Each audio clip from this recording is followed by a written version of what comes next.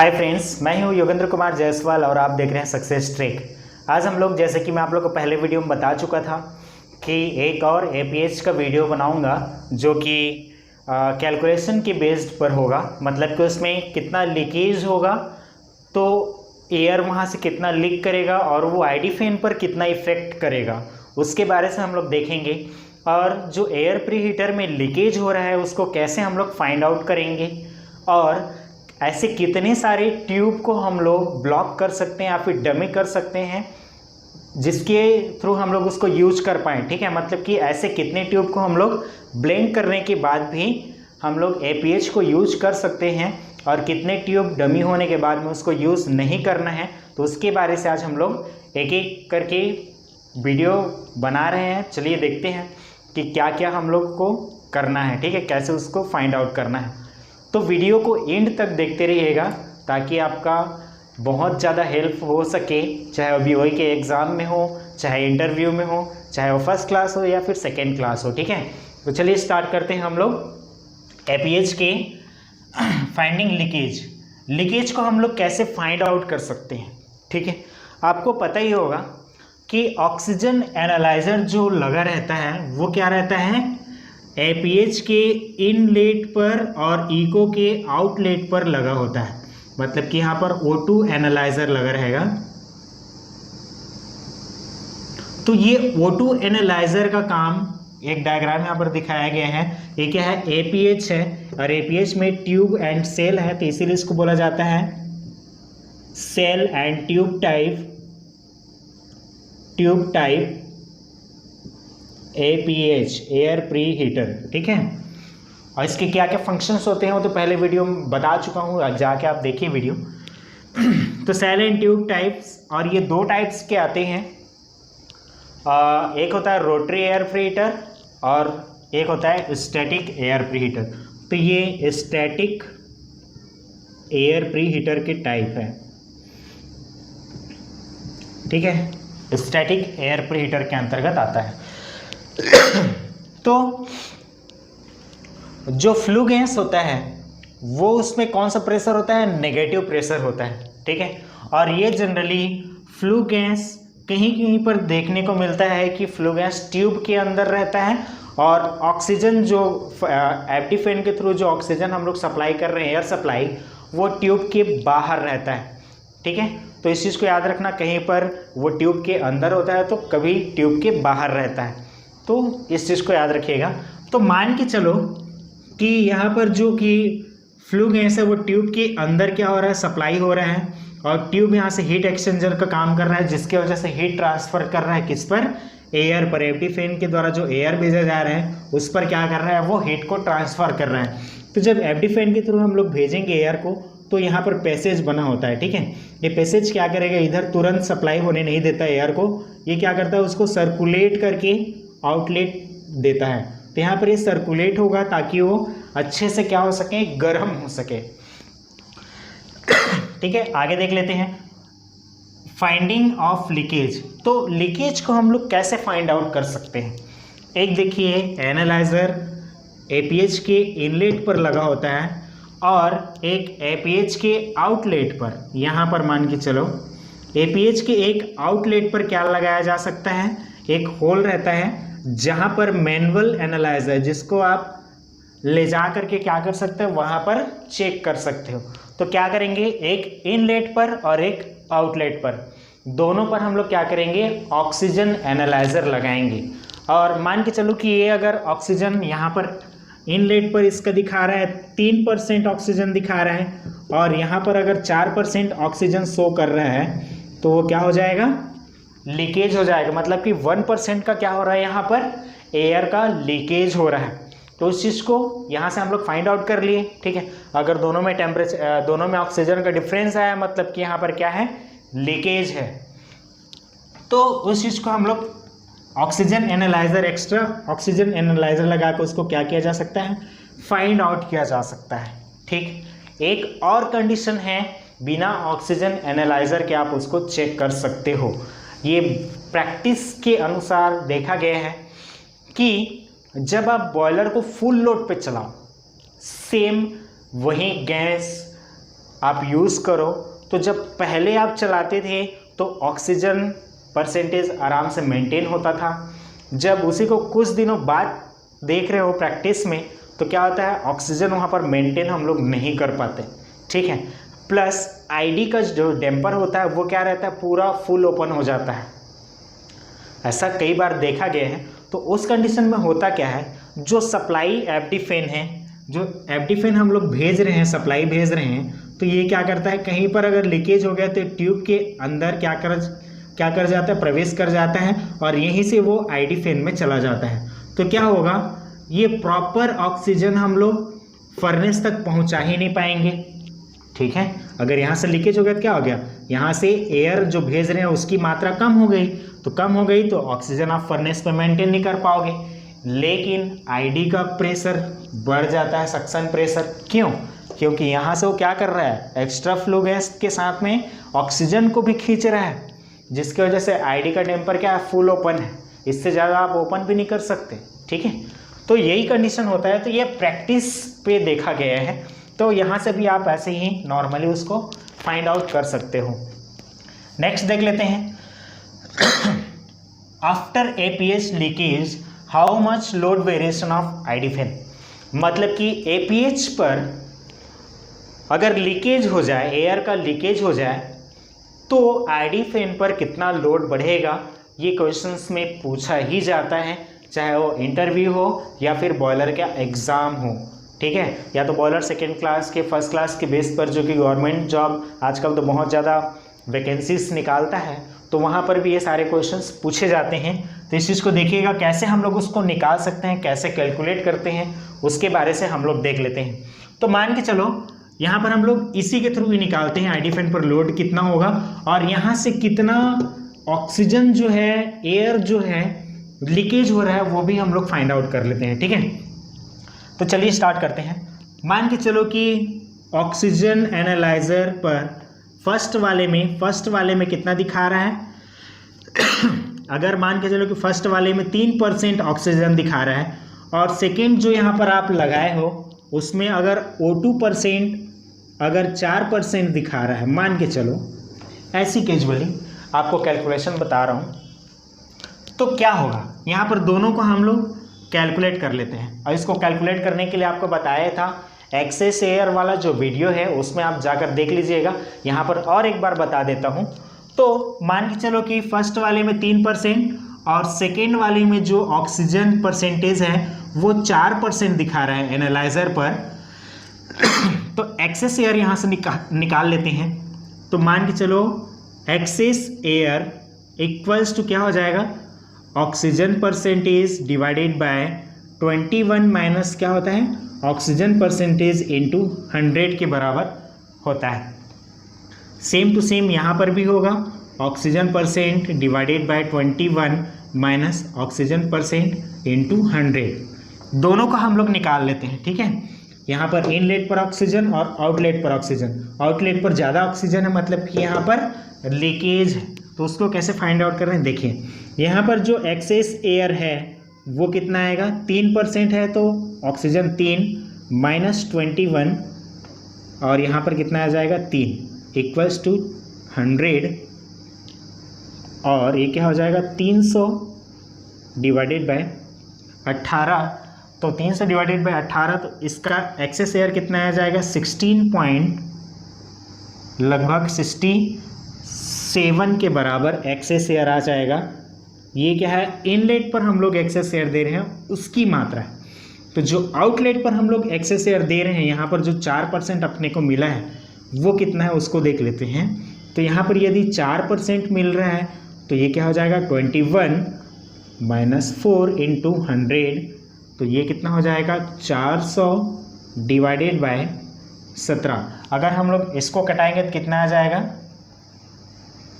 33 access air, मतलब कि क्या आ गया 23.33 एक्सेस एयर।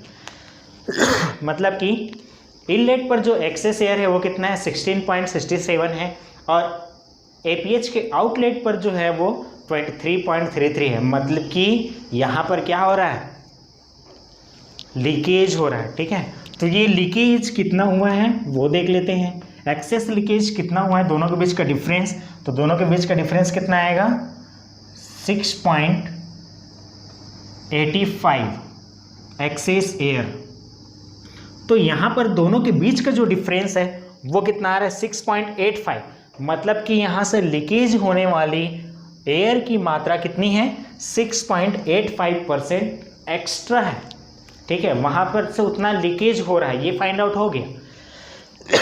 अब इसके द्वारा आईडी फैन पर लोड कितना बढ़ेगा, तो लोड कितना बढ़ेगा, पहले अगर वो 100 MMWC खींच रहा था, MMWC अगर उसका सक्शन प्रेशर था, तो अब इसमें हम लोग क्या कर दिए 6.85 ऐड हो जाएगा, तो इसकी जो इफिशियंसी निकालते हैं वो सेम रहता है, दोनों का फार्मूला, इसलिए लोड कैंसिल हो जाता है और जो बचता है वो क्या रहेगा, इसका एक्स्ट्रा जो हम लोग डालेंगे फ्यूल वो क्या रहेगा एक्स्ट्रा बढ़ जाएगा।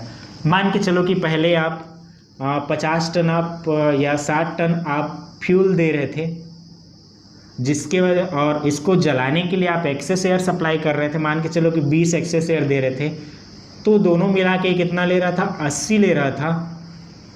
तो अब ये क्या करेगा, एक्सेस एयर की मात्रा बढ़ गई, यहाँ पर 6.85 हो गया क्योंकि ये सक्शन पे जुड़ जाएगा, तो ये क्या हो जाएगा यहाँ पर जुड़ जाएगा। तो सेम कंडीशन यहाँ पर है, अगर वो लोड माइनस 100 MMWC ले रहा था, तो अब वो कितना लेगा, उस पर लोड कितना बढ़ जाएगा, अब वो 6.85% लोड क्या हो जाएगा इंक्रीज हो जाएगा। तो यहाँ पर क्या हो जाएगा इंक्रीज लोड इज कितना होगा 6.85%, मतलब कि आईडी फैन पर कितना लोड बढ़ जाएगा 6.85% आईडी फैन का लोड बढ़ जाएगा। ठीक है, नेक्स्ट देख लेते हैं मैक्सिमम ट्यूब डमी। अब यहाँ पर मैक्सिमम ट्यूब डमी, आप जान ही रहे हो कि एपीएच में बहुत ज़्यादा मात्रा में क्या रहता है, ट्यूब रहते हैं। तो ट्यूब कई बार ऐसे क्वेश्चंस पूछे जाते हैं कि जो ट्यूब होता है उस पर कोरोजन हो सकता है या इरोजन। तो इसके लिए एक और वीडियो बना दिया हूँ कि इरोजन कब होगा, जब फ्लू गैस ट्यूब के अंदर अगर प्रवेश करके जा रहा है तो वहाँ पर इरोजन होगा, और ट्यूब के बाहर यदि फ्लू गैस जा रहा है तो वहाँ पर कोरोजन होगा। ठीक है, तो इरोजन और कोरोजन में तो समझ में आ गया होगा। और मैक्सिमम ट्यूब डमी, अब ये डमी करने की आवश्यकता क्यों पड़ रही है, अगर मान के चलो कि एपीएच का ट्यूब लीकेज हो रहा है, बार बार लीकेज हो रहा है, जगह जगह पर लीकेज हो रहा है, तो उसको क्या करते हैं काट के उसको डमी लगा देते हैं, मतलब उसको बंद कर देते हैं उस ट्यूब को। तो वहाँ से क्या होगा, एयर जाना बंद हो जाएगा। मान के चलो कि इस ट्यूब को हम लोग काट के अलग कर दिए, तो अब क्या हो जाएगा, यहाँ से एयर जो जा रहा था वो क्या हो गया, अब नहीं जाएगा, बंद कर दिए। तो ऐसे ऐसे अगर हम लोग कितनी ट्यूब को बंद करेंगे तो भी हम लोग का काम चल सकता है, तो उसके बारे से कभी कभी क्वेश्चन में पूछा जाता है। तो याद रखिएगा, जो एपीएच में हम लोग ट्यूब्स की संख्या हर जगह का अलग अलग होता है, कहीं पर छोटा अगर एपीएच है तो कम रहेगा, कहीं पर बड़ा है तो ज़्यादा रहेगा। तो वो बॉयलर की कैपेसिटी के अनुसार उसको रखते हैं, हीट ट्रांसफ़र कितना आपको चाहिए उसके अनुसार उसको रखा जाता है। तो जनरली जैसे कि हम लोग के बॉयलर में 1000 से लेके 1500 ट्यूब हैं। ठीक है, ट्यूब्स की संख्या कितनी, 1000 से 1500 ट्यूब्स हैं। तो इनमें से ऐसे कितने ट्यूब को हम लोग ब्लैंक करने के बाद भी हम लोग उसको चला सकते हैं, और उससे ज़्यादा होगा तो कैसे हम लोग उसको नहीं चला सकते, उसको हम लोग देख लेते हैं उसके ऊपर क्या इफेक्ट आता है। तो मान के चलो कि जब भी बॉयलर की ट्यूब जितने हैं उसका 10% इक्वल्स टू 10% तक हम लोग क्या कर सकते हैं, ट्यूब को डमी करके चला सकते हैं। लेकिन 10% से जैसे ही ज़्यादा हुआ तो उसके बाद हम लोग उसको नहीं चला सकते। यहाँ से पूरा एपीएच की ट्यूब को क्या करना पड़ता है, चेंज करना पड़ता है। तो इस चीज़ को याद रखिएगा, 10% से अगर ज़्यादा ट्यूब को डमी, मान के चलो कि 10%, अगर आपके बॉयलर में 1000 ट्यूब्स हैं तो इसका 10% क्या होगा 100 ट्यूब्स। मतलब आप 100 ट्यूब्स को अगर आप ब्लैंक कर दिए तो उससे ज़्यादा अगर पंचर हुआ तो आपको क्या करना पड़ेगा, APH के हेडर्स को पूरा चेंज करने पड़ेंगे, पूरे ट्यूब्स को चेंज करने पड़ेंगे। क्यों चेंज करने पड़ेंगे?